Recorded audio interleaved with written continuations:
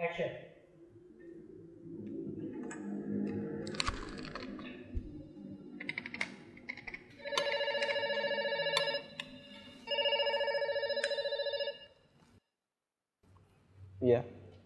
Halo, selamat siang Pak Ami. Selamat siang. Iya Pak Ami. Saya perkenalkan, nama saya Dimas dari Bank KRUT Pak. Ada apa Mas Dimas? Boleh minta waktunya 2 menit sebentar aja Pak. Saya ada kabar gembira buat Pak. 2 menit ya. Tapi nanti kita gantian ya. Oh begitu. Ya Mas Dimas 2 menit, kemudian saya ya. Nggak masalah? Oh ya boleh. Boleh. Boleh. Nah, silakan Mas Dimas duluan. Ya, monggo. Begini Pak, ceritanya saya dari Bank KRUT ingin menawarkan Pak, karena ada produk kami yang terbaru dari Bank KRUT, yaitu credit card platinum kami untuk Bapak. Karena kebetulan Bapak yang terpilih jadi calon nasabah kami. Lumayan besar Pak, fasilitasnya banyak sekali. Kita banyak cashback di beberapa merchant yang terbesar di seluruh Indonesia Pak ya. Kemudian kita ada fitur juga yang Bapak bisa melakukan pencairan dana tunai selama sedikitnya 30 juta dan paling cepat 2 hari Pak pencairannya. Berapa hari? 2 hari. Masya Allah ya. Ya, iya Pak, betul Pak. Dan ini pencairan ini langsung kita bantu secepatnya begitu Bapak ajukan gitu. Gimana Pak? Bapak tertarik? Apalagi ini belum ada bebasan annual fee tahunannya Pak. Baik.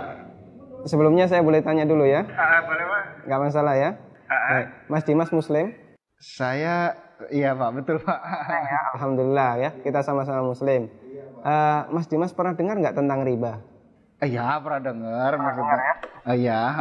Pernah kebayang bahaya riba nggak? Bahaya riba, iya tahu Pak. Mungkin pernah dengar hadisnya atau ayat Qur'annya.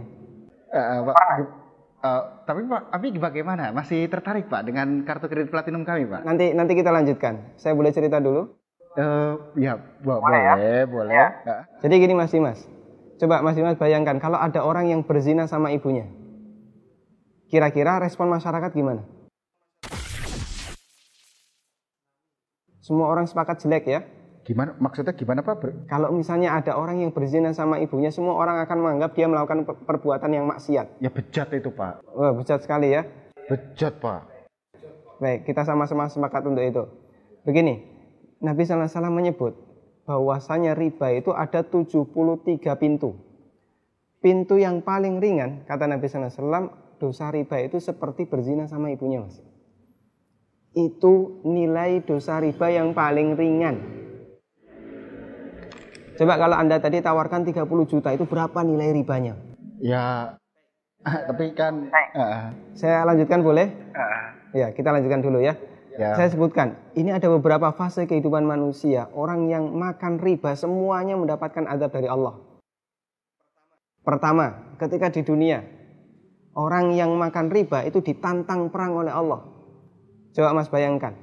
Kata Allah Subhanahu wa taala, ya ayyuhalladzina amanu taqullaha wa dharu ma baqiya minar riba. Wahai orang yang beriman, bertakwalah kepada Allah dan tinggalkan semua bentuk riba. Fa in lam taf'alu fa'dzanu biharbi minallahi wa rasulih. Kalau kamu masih ngeyel, enggak mau meninggalkan riba, umumkan perang dengan Allah dan Rasulnya. Coba, kalau kita ditantang perang oleh Allah dan Rasulnya, kira-kira ada enggak peluang untuk menang? Enggak ada ya? Ampun Pak. Ini yang pertama. Yang kedua, orang yang mati dalam kondisi membawa dosa riba, makan riba, nanti dia akan dihukum di kuburan dalam bentuk berenang di sungai darah. Masya Allah, berenang di sungai darah. Kata Nabi SAW, beliau pernah menceritakan mimpinya, dan mimpi beliau itu wahyu. Nabi SAW pernah melihat ada orang yang berenang di sungai darah, kemudian di tepi sungai ada orang yang membawa batu. Setiap orang ini berenang menepi dilempari batu ke mulutnya, kemudian balik ke tengah. Ini yang kedua. Di alam kubur dia mendapatkan azab berupa berenang di sungai darah. Yang ketiga. Masih ada yang ketiga Pak? Iya. Siap mendengar? Masih sanggup mendengarkan? Iya Pak. Iya. Tapi saya lanjutkan ya. Iya Pak. Tapi ketika orang ini dibangkitkan oleh Allah dari alam kubur, dia dibangkitkan dalam kondisi sempoyongan Mas. Allah Subhanahu wa taala bercerita, alladzina ya'kuluna riba la yaqumuna illa kama yaqumul ladzi yatakhabbathu syaitan minal mas.